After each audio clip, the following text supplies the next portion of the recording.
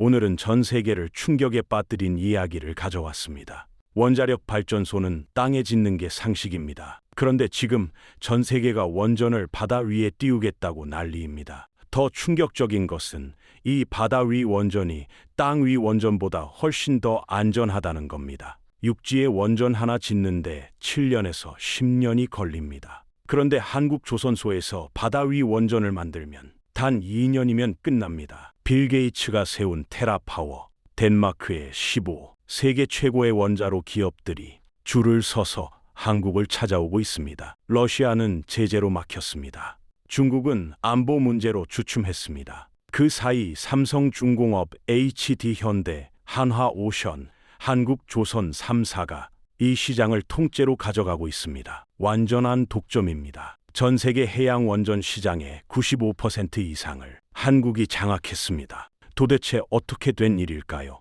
왜 미국도 유럽도 일본도 중국도 러시아도 한국을 따라올 수 없는 걸까요? 오늘 경제의 중심에서는 대한민국이 해양 원전 시장을 완전 독점하게 된 놀라운 이야기를 깊이 있게 파헤쳐 보겠습니다. 기술력의 차원이 다릅니다. 전략의 깊이가 다릅니다. 준비된 자만이 얻을 수 있는 기회였습니다. 지금부터 시작합니다. 먼저 해양 원전이 무엇인지부터 정확히 이해해야 합니다. 해양 원전은 영어로 플로팅 뉴클리어 파워 플랜트입니다. 줄여서 FNPP라고 부릅니다. 바다 위에 떠 있는 원자력 발전소라는 뜻입니다. 처음 들으면 황당하게 들립니다. 원전을 배 위에 올린다고 그게 가능한가? 그런데 이게 가능할 뿐만 아니라 땅 위 원전보다 장점이 훨씬 많다는 게 밝혀졌습니다. 전 세계가 지금 탄소 중립을 외치고 있습니다. 석탄 발전소를 없애야 합니다. 태양광과 풍력을 늘려야 합니다. 그런데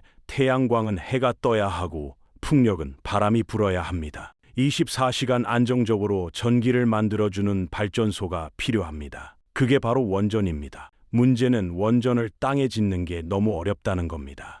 부지를 찾아야 합니다. 지진이 안 나는 곳이어야 합니다. 냉각수를 끌어올 수 있는 해안가여야 합니다. 주민들 반대가 없어야 합니다. 이게 거의 불가능에 가깝습니다. 님비 현상이라고 들어보셨을 겁니다. 내 뒷마당에는 안 된다는 뜻입니다. 원전은 님비 현상의 대표 선수입니다. 그래서 땅 위에 원전 하나 짓는데 부지 선정부터 완공까지 보통 7년에서 10년이 걸립니다. 길면 15년도 걸립니다. 돈도 어마어마하게 들어갑니다. 여기서 천재적인 발상이 나옵니다. 땅에 못 짓겠으면 바다에 띄우면 되지 않나. 이 발상이 세상을 바꾸고 있습니다. 그리고 이 발상을 현실로 만들 수 있는 나라는 오직 대한민국뿐입니다. 해양 원전이 땅 위 원전보다 무엇이 좋은지 하나씩 살펴보겠습니다. 첫 번째, 부지 문제가 완전히 사라집니다. 바다는 넓습니다. 굳이 주민들 반대를 무릅쓰고 땅을 확보할 필요가 없습니다. 연안에서 조금만 떨어진 바다에 띄워놓으면 됩니다. 두 번째, 냉각수 문제가 해결됩니다. 원전은 열을 식히기 위해 엄청난 양의 물이 필요합니다. 그래서 육상 원전은 반드시 해안가나 강가에 지어야 합니다. 그런데 바다 위에 띄우면 사방이 물입니다. 무한한 냉각수를 공짜로 쓸 수 있습니다. 세 번째, 건설 기간이 확 줄어듭니다. 이게 정말 중요한 포인트입니다. 육상 원전은 7년에서 10년 걸립니다. 해양 원전은 단 2년이면 완성됩니다. 5분의 1로 줄어드는 겁니다. 건설 기간이 짧으면 그만큼 빨리 전기를 팔 수 있습니다. 투자금 회수가 빨라집니다. 이자 비용도 줄어듭니다. 발전 단가가 획기적으로 낮아집니다. 네 번째, 그리고 가장 놀라운 것은 지진에 훨씬 더 안전하다는 겁니다. 원전하면 가장 먼저 떠오르는 공포가 후쿠시마입니다. 2011년 일본 후쿠시마 원전 사고, 지진이 일어나고 쓰나미가 덮쳐서 원전이 폭발했습니다. 그 이후로 전 세계가 원전 지진 안전에 엄청나게 민감해졌습니다. 육상 원전은 지진에 대비하기 위해 면진 장치를 설치합니다. 건물 밑에 거대한 고무 받침대나 볼 베어링을 깔아서 지진 충격을 흡수합니다. 이게 엄청 비쌉니다. 그리고 아무리 좋은 면진 장치를 달아도 100% 안전하다고 장담하기 어렵습니다. 그런데 바다 위에 띄우면 자연이 공짜로 면진 장치를 제공해 줍니다. 워터베드를 생각해 보십시오. 물침대 위에 누워 있으면 누가 옆에서 뛰어도 충격이 거의 안 느껴집니다. 물이 충격을 흡수해 버리기 때문입니다. 지진도 마찬가지입니다. 지진파에는 두 종류가 있습니다. 하나는 위아래로 흔드는 P파입니다. 또 하나는 좌우로 흔드는 S파입니다. 이 중에서 건물을 무너뜨리는 건 주로 좌우로 흔드는 S파입니다. 그런데 이 S파가 물을 통과하지 못합니다. 액체는 좌우 진동을 전달하지 않습니다. 그래서 바다 위에 떠 있는 배는 지진의 가장 파괴적인 에너지로부터 자연적으로 격리됩니다. 육상 원전이 수백억 원 들여서 설치하는 면진 장치를 바다가 공짜로 해주는 겁니다. 이것이 해양 원전의 압도적 장점입니다. 다섯 번째, 이동이 가능합니다. 육상 원전은 한번 지으면 그 자리에 고정됩니다. 그런데 해양 원전은 배이기 때문에 움직일 수 있습니다. 전력이 필요한 곳으로 끌고 가면 됩니다. 자연재해가 예상되면 안전한 곳으로 이동시킬 수 있습니다. 전쟁이 나면 피신시킬 수도 있습니다. 유연성이 완전히 다릅니다. 여섯 번째, 해체와 폐기가 쉽습니다. 육상 원전은 수명이 다하면 해체하는데 수십 년이 걸립니다. 방사능 오염 때문에 땅을 정화하는 것도 엄청난 일입니다. 해양 원전은 수명이 다하면 조선소로 끌고 와서 해체하면 됩니다. 통제된 환경에서 안전하게 처리할 수 있습니다. 이 모든 장점들이 결합되면서 해양 원전은 게임 체인저가 되었습니다. 그리고 이 게임을 한국이 완전히 지배하고 있습니다. 한국이 해양 원전을 독점할 수 있는 이유는 네 가지입니다. 첫 번째 이유는 한국 조선소만 가지고 있는 초격차 모듈러 공법입니다. 모듈러 공법이 무엇인지 정확히 이해해야 합니다. 쉽게 말해서 레고 조립이라고 생각하면 됩니다. 레고는 작은 블록들을 따로따로 만들어서 나중에 조립합니다. 성을 만들든 자동차를 만들든 일단 부품들을 먼저 만들고 마지막에 딱딱 끼워 맞추면 완성됩니다. 해양 원전도 똑같습니다. 원자로 모듈 따로, 터빈 모듈 따로, 발전기 모듈 따로, 선체 블록 따로, 이걸 조선소 안에서 각각 동시에 만듭니다. 그리고 마지막에 거대한 도크에서 딱딱 조립하면 완성됩니다. 이게 왜 대단한지 설명드리겠습니다. 육상 원전은 이렇게 못합니다. 육상 원전은 야외 건설 현장에서 짓습니다. 비가 오면 공사를 못합니다. 바람이 불면 크레인을 못 씁니다. 겨울에는 콘크리트가 안 굳습니다. 게다가 순서대로 지어야 합니다. 기초공사 끝나야 구조물 올리고, 구조물 끝나야 설비 놓고, 앞 단계가 끝나야 다음 단계로 넘어갈 수 있습니다. 이걸 직렬 공정이라고 합니다. 그런데 조선소는 완전히 다릅니다. 실내 공장입니다. 날씨 영향을 안 받습니다. 그리고 여러 블록을 동시에 만들 수 있습니다. 이걸 병렬 공정이라고 합니다. A팀은 원자로 모듈 만들고, B팀은 터빈 모듈 만들고, C팀은 선체 만들고, 동시에 진행하다가 마지막에 합치면 됩니다. 그래서 건설 기간이 얼마나 줄어드는지 아십니까? 육상 원전 7년에서 10년 걸리는 걸 해양 원전은 2년이면 끝냅니다. 5분의 1로 줄어드는 겁니다. 이게 돈으로 환산하면 엄청난 차이입니다. 건설 기간이 짧으면 그만큼 빨리 전기를 팔 수 있습니다. 투자금 회수가 빨라집니다. 이자, 비용도 줄어듭니다. 발전 단가가 확 낮아집니다. 그리고 여기서 중요한 포인트가 있습니다. 한국 조선소는 이 모듈러 공법의 세계 최고 전문가라는 겁니다. LNG선, 초대형 컨테이너선, 해양 플랜트, 수십 년간 세계에서 가장 크고 복잡한 배들을 이 방식으로 만들어 왔습니다.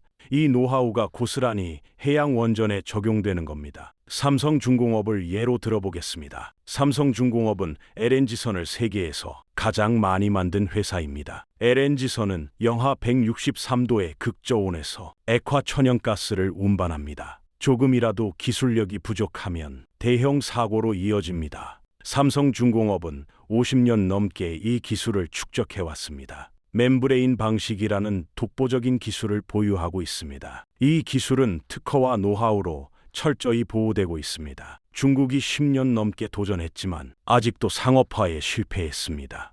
이런 초정밀 모듈 제작 능력이 해양 원전에 그대로 적용됩니다. 원자로 모듈을 만드는 것도 LNG 탱크 만드는 것만큼이나 정밀해야 합니다. 방사능이 조금이라도 새면 안 됩니다. 용접 하나하나가 완벽해야 합니다. 이런 기술을 가진 조선소가 전 세계에서 한국밖에 없습니다. HD 현대도 마찬가지입니다. HD 현대는 초대형 컨테이너선을 세계에서 가장 많이 만듭니다. 24,000 TU 이상의 메가 컨테이너선은 오직 한국 조선소에서만 만들어집니다. 이런 거대한 구조물을 모듈 방식으로 조립하는 기술. 이게 바로 해양 원전에 필요한 기술입니다. 한화오션도 해양 플랜트 분야에서 세계 최고입니다. 해양 플랜트는 바다 한가운데서 석유를 뽑아 올리는 시설입니다. 파도와 바람과 염분에 견뎌야 합니다. 수십 년간 고장 없이 작동해야 합니다. 이런 기술이 해양 원전에 그대로 쓰입니다. 결론적으로 한국 조선 3사는 수십 년간 세계에서 가장 어려운 배들을 만들면서 모듈러 공법의 달인이 되었습니다. 이 노하우는 돈으로 살 수 없습니다. 하루아침에 배울 수도 없습니다. 수십 년간 수천 척의 배를 만들면서 체득한 기술입니다. 이것이 한국이 해양 원전을 독점할 수 있는 첫 번째 이유입니다. 두 번째 이유는 한국 조선사들이 채택한 원자로가 기존 원전과 완전히 다른 4세대 원자로라는 겁니다. 이 원자로의 가장 큰 특징은 아예 폭발이 불가능한 구조라는 겁니다. 후쿠시마 사고가 왜 일어났는지 다시 생각해 보십시오. 지진으로 전력이 끊겼습니다. 전력이 끊기면 냉각 펌프가 안 돌아갑니다. 냉각이 안 되니까 핵연료가 녹아내렸습니다. 이걸 멜트다운이라고 합니다. 핵연료가 녹으면서 수소가 발생했고 이 수소가 폭발했습니다. 그런데 삼성중공업이 덴마크 15와 함께 개발하고 있는 CMSR이라는 원자로는 완전히 다릅니다. 핵연료가 처음부터 액체 상태입니다. 일반 원전의 핵연료는 고체 막대 형태입니다. 연료봉이라고 부릅니다. 이 연료봉이 과열되면 녹아내리면서 사고가 납니다. 그런데 용융염 원자로는 핵연료가 이미 녹아있는 상태입니다. 소금처럼 생긴 물질에 핵연료가 녹아있어서 용융염이라고 부릅니다. 이미 녹아있으니까 더 녹을 게 없습니다. 더 신기한 것은 사고가 나서 전력이 끊기면 어떻게 되는지입니다. 이 녹아있던 연료가 식으면서 굳어버립니다. 마치 초콜릿이 식으면 굳어지는 것처럼 굳어버리면 방사성 물질이 그 안에 갇혀버립니다. 밖으로 못 나옵니다. 후쿠시마 같은 폭발이 원천적으로 불가능합니다. 수소가 발생할 일 자체가 없습니다. 게다가 이 원자로는 대기압에서 운전됩니다. 기존 원전은 고압으로 운전됩니다. 압력밥솥처럼 높은 압력을 유지해야 합니다. 그래서 두꺼운 압력 용기가 필요하고 이 압력이 터지면서 방사능이 새어나올 위험이 있습니다. 그런데 대기압에서 운전하면 압력이 터질 일 자체가 없습니다. 두꺼운 압력 용기도 필요 없습니다. 그만큼 가볍게 만들 수 있어서 배 위에 올리기도 좋습니다. HD 현대가 빌 게이츠의 테라파워와 협력하고 있는 나트륨 원자로도 마찬가지입니다. 나트륨이라는 물질로 냉각하는 고속 원자로입니다. 여기에 용융염 에너지 저장 장치를 결합한 4세대 원자로입니다. 태양광이나 풍력처럼 출력이 들쭉날쭉한 재생에너지와 연계해서 출력을 조절할 수 있습니다. 이것도 안전성이 획기적으로 개선된 설계입니다. 전력이 끊겨도 자연 순환으로 냉각이 됩니다. 펌프가 필요 없습니다. 중력과 열의 자연스러운 흐름만으로 냉각이 이루어집니다. 이런 4세대 원자로 기술을 개발한 것은 미국과 유럽의 원자로 설계 기업들입니다. 빌 게이츠의 테라파워, 덴마크의 15, 미국의 토르콘, 이들이 첨단 원자로를 설계했습니다. 그런데 이들에게는 치명적인 약점이 있습니다. 설계는 할 수 있는데 만들 능력이 없다는 겁니다. 미국 조선업은 이미 무너졌습니다. 유럽 조선업도 경쟁력이 없습니다. 그래서 이들이 한국을 찾아온 겁니다. 서구의 설계 플러스 한국의 제조, 이 조합이 완벽합니다. 그리고 이 조합을 만들 수 있는 나라가 지구상에 대한민국밖에 없습니다. 삼성중공업은 덴마크 15와 독점 파트너십을 맺었습니다. CMSR 원자로를 탑재한 파워바지를 개발하고 있습니다. 2028년까지 상용 제품을 인도하는 게 목표입니다. 이미 미국 선급 ABS로부터 기본 인증을 받았습니다. 기술적 타당성은 이미 검증되었습니다. HD 현대는 테라파워에 $3천만 투자했습니다. 테라파워의 나트륨 원자로 핵심 부품을 HD 현대가 만들기로 했습니다. 미국 와이오밍주에 지금 나트륨 실증 원전을 짓고 있는데 여기에 들어가는 원자로 용기를 HD 현대중공업이 만들고 있습니다. 미국의 엄격한 원자력 규제 기준을 통과했습니다. 이건 대단한 일입니다. 하나오션은 미국 토르콘과 협력하고 있습니다. 인도네시아 정부와 함께 500MW 유급 바지선형 원전을 개발하고 있습니다. 서구의 최첨단 원자로 설계와 한국의 세계 최고 조선 기술이 만났습니다. 이 결합이 만들어내는 시너지는 상상을 초월합니다. 안전하고 경제적이며 빠르게 건설할 수 있는 해양 원전. 이것이 두 번째 이유입니다. 세 번째 이유는 어쩌면 가장 결정적일 수도 있습니다. 경쟁자들이 알아서 탈락했다는 겁니다. 해양 원전 기술을 가진 나라가 원래 세 곳이었습니다. 러시아, 중국, 한국. 러시아는 사실 이 분야의 선구자입니다. 아카데믹 로모노소프라는 세계 최초의 해상 원전을 이미 운영하고 있습니다. 북극해의 외딴 지역에 전기를 공급하고 있습니다. 기술적으로는 충분히 검증되었습니다. 그런데 2022년 우크라이나 전쟁이 터졌습니다. 서방의 제재가 쏟아졌습니다. 러시아 원전을 수입하겠다는 나라가 사라졌습니다. 기술이 있어도 팔 수가 없게 되었습니다. 게다가 기술적으로도 한국에 밀립니다. 러시아 해상 원전의 연료 교체 주기가 3년에서 7년입니다. 그런데 한국형은 12년에서 24년입니다.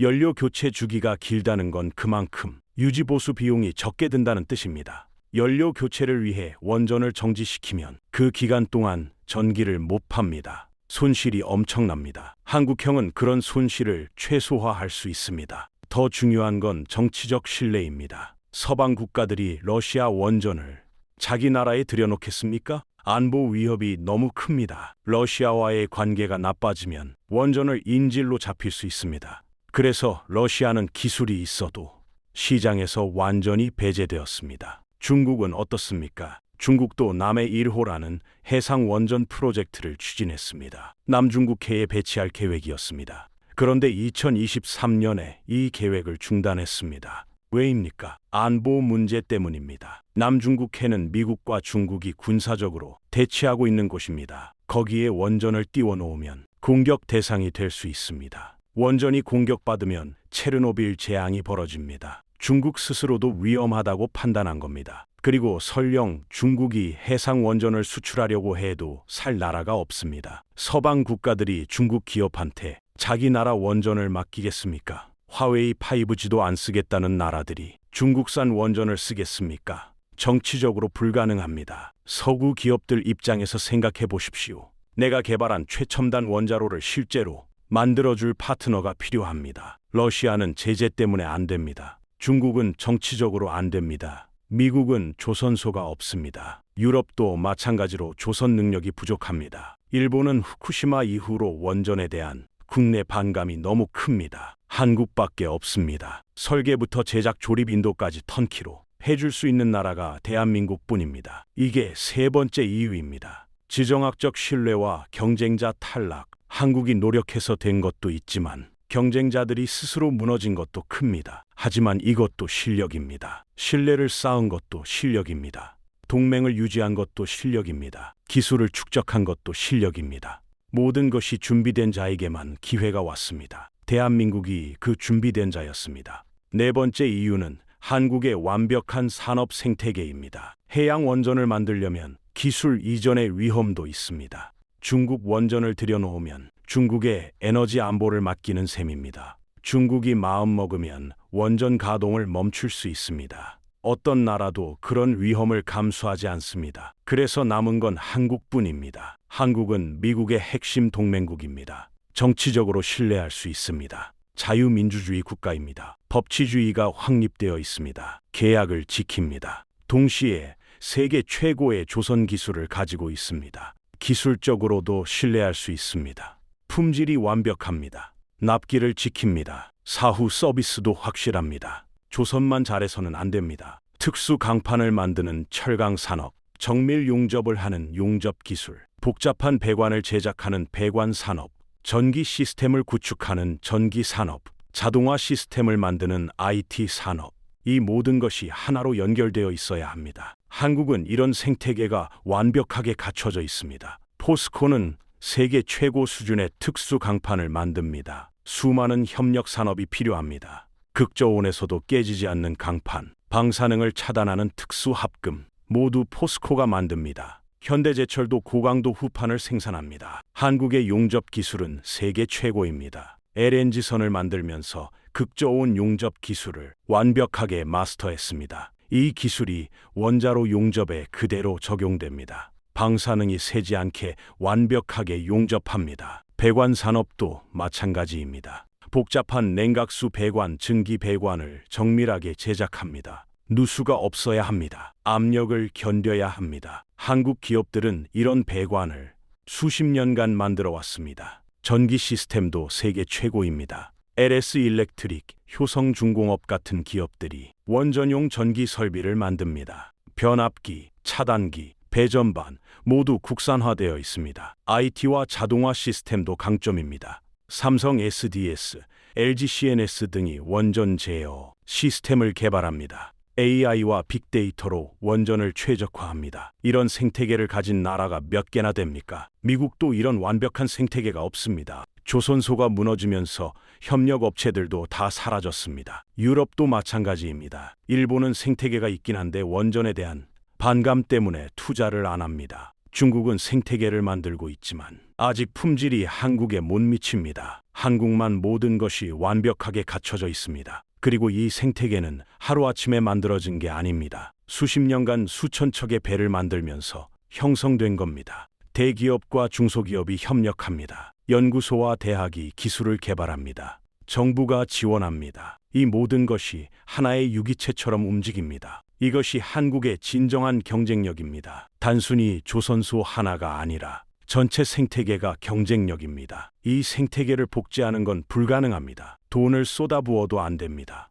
시간이 필요합니다. 경험이 필요합니다. 노하우가 필요합니다. 한국은 그 모든 것을 가지고 있습니다. 이것이 네 번째 이유입니다. 이제 삼성중공업, HD현대, 하나오션이 각각 어떤 전략으로 시장을 공략하고 있는지 살펴보겠습니다. 세 회사가 완전히 다른 전략을 쓰고 있습니다. 정말 흥미롭습니다. 먼저 삼성중공업입니다. 삼성중공업의 전략을 한마디로 요약하면 전기를 파는 게 아니라 수소를 판다입니다. 삼성중공업은 덴마크 15와 CMSR 원자로를 탑재한 파워바지를 개발하고 있습니다.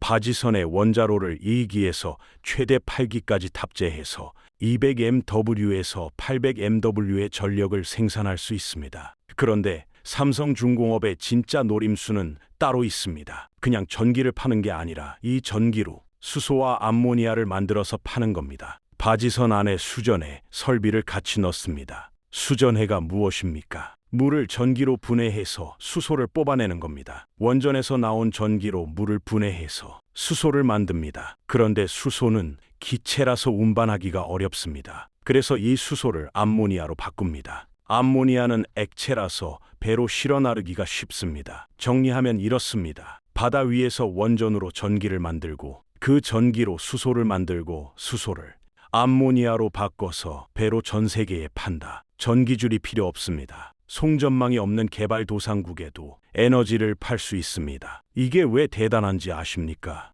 에너지를 상품으로 바꾸는 겁니다. 지금까지 전기는 전선으로만 보낼 수 있었습니다. 한국에서 만든 전기를 아프리카에 팔 수 없었습니다. 전선을 아프리카까지 깔 수가 없으니까요. 그런데 암모니아로 바꾸면 배에 실어서 보내면 됩니다. 마치 석유처럼 석유를 탱커에 실어서 전 세계에 파는 것처럼 암모니아를 탱커에 실어서 전 세계에 파는 겁니다.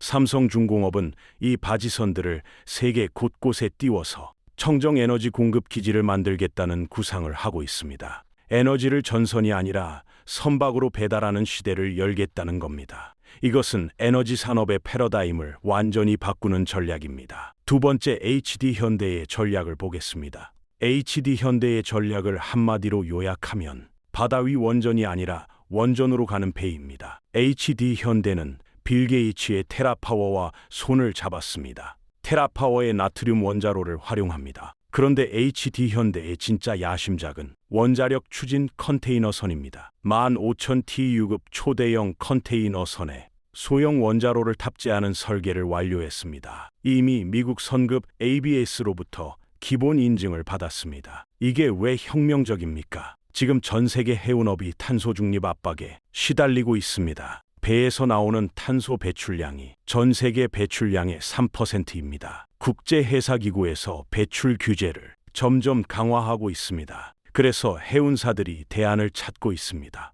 LNG 추진, 메탄올 추진, 암모니아 추진. 그런데 이것들은 연료 탱크가 너무 커서 화물 공간이 줄어듭니다. 자주 연료를 채워야 해서 비효율적입니다. 원자력 추진선은 이 문제를 완전히 해결합니다. 일단 연료 탱크가 필요 없습니다. 원자로 한번 장착하면 수십 년은 갑니다. 그 공간에 컨테이너를 더 실을 수 있습니다. 배기가스 처리 장치도 필요 없습니다. 탄소 배출 제로입니다. HD현대는 여기에 초임계 이산화탄소 발전 시스템이라는 신기술까지 적용했습니다. 기존 증기 터빈 대신 쓰는 건데 장비 크기를 확 줄이고 발전 효율을 5% 이상 높입니다. 좁은 선박 공간에 딱 맞는 기술입니다. HD현대는 정박해 있는 발전용 바지선이 아니라 실제로 바다를 누비는 원자력 상선을 만들겠다는 겁니다. 친환경 해운 시대를 열겠다는 야심찬 전략입니다. 세 번째, 한화오션입니다. 한화오션의 전략은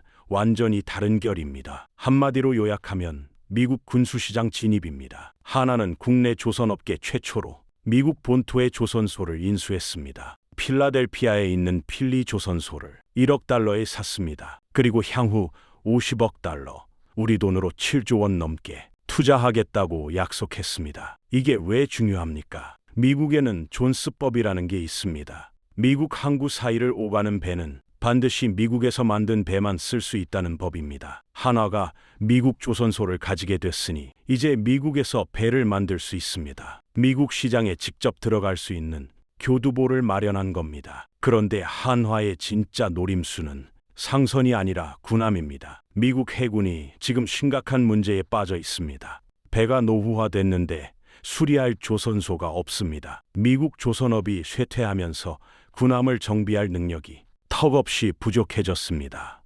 한화오션은 미 해군의 유지보수 정비 사업 MRO를 목표로 하고 있습니다. 그리고 장기적으로는 필리 조선소에서 미 해군용 핵잠수함이나 군함을 건조하는 것까지 논의되고 있습니다. 한국 기업이 미군의 핵심 전략 자산 관리에 참여한다. 이건 역사적인 사건입니다. 안보 동맹을 산업 동맹으로 확장하는 겁니다. 한화는 상업용 시장에서도 공격적입니다. 인도네시아 정부와 협력해서 토르콘 프로젝트를 추진하고 있습니다. 인도네시아는 섬나라입니다. 섬이 17,000개가 넘습니다. 섬마다 송전선을 연결하는 게 사실상 불가능합니다. 그래서 각 섬마다 개별 발전소가 필요합니다. 한화오션이 500MW급 바지선형 원전을 만들어서 인도네시아 섬들에 전기를 공급하겠다는 겁니다. 동남아시아 전력 시장을 공략하는 전략입니다. 정리하겠습니다. 한국조선 3사가 완전히 다른 전략을 쓰고 있습니다. 삼성중공업은 전기가 아니라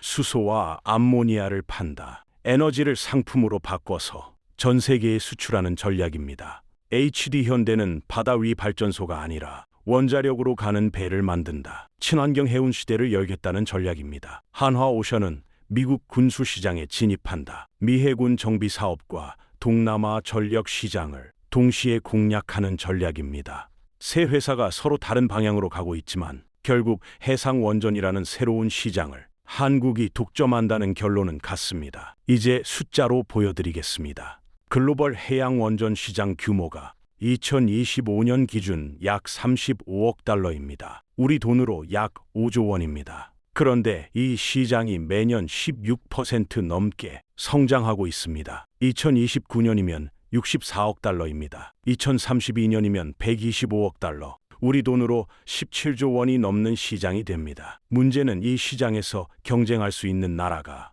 사실상 한국밖에 없다는 겁니다. 한국조선 3사가 전 세계 해양원전 시장의 95% 이상을 장악하고 있습니다. 완전한 독점입니다. 삼성중공업은 CMSR 바지선 시장을 선점했습니다. 덴마크 15와의 독점 계약으로 이 시장을 통째로 가져갔습니다. 2028년 첫 상용 운전을 시작하면 전 세계 에너지 시장에 엄청난 충격파가 일어날 겁니다. HD현대는 원자력 추진선 시장을 개척하고 있습니다. 테라파워와의 협력으로 나트륨 원자로 기술을 확보했습니다. 미국 와이오밍주 실증 원전에 들어가는 핵심 부품을 공급하고 있습니다. 한화오션은 미국 군수 시장이라는 블루오션을 열었습니다. 필리 조선소 인수로 미국 내 생산 기반을 확보했습니다. 미 해군 정비 사업은 규모만 수십조 원에 달합니다. 이 세 회사가 각자의 영역에서 독점적 지위를 구축하고 있습니다. 경쟁자가 없습니다. 러시아는 제재에 막혔습니다.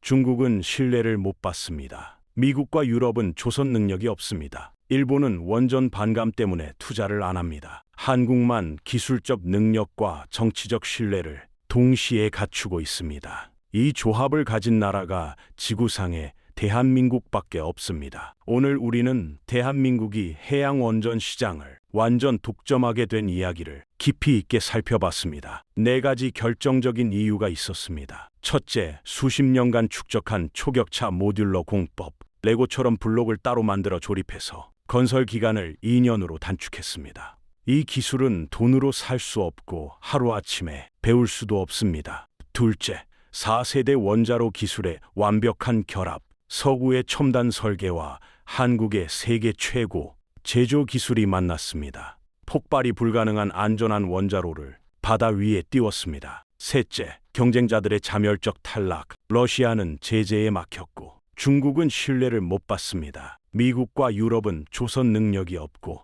일본은 원전 반감에 빠졌습니다. 넷째, 완벽한 산업 생태계.